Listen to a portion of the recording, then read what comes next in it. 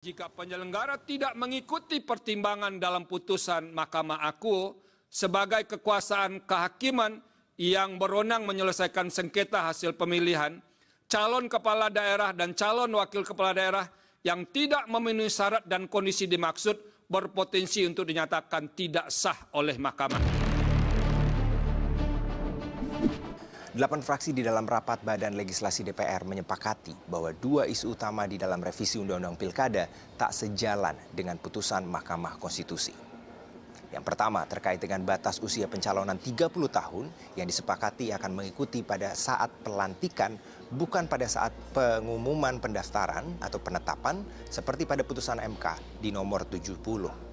Yang kedua, terkait dengan putusan MK nomor 60, di mana terkait dengan partai politik yang bisa mengusung calon kepala daerah di bawah 20% hanya dikunci pada partai-partai non-parlemen.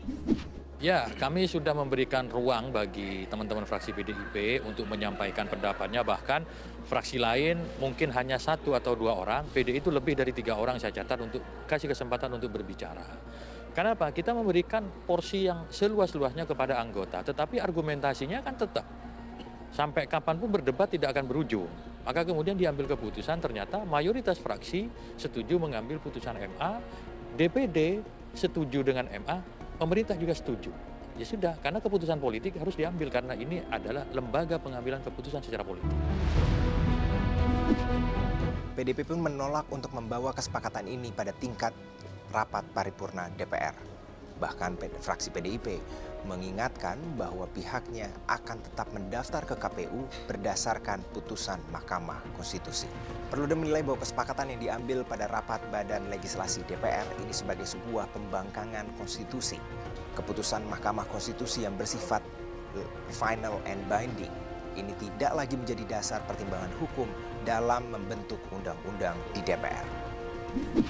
Konsekuensinya adalah jika nanti akan ada perselisihan hasil di Mahkamah Konstitusi, perselisihan hasil pilkada di Mahkamah Konstitusi yang mempersoalkan hal ini, maka Mahkamah bisa menyatakan hasil pilkadanya tidak sah.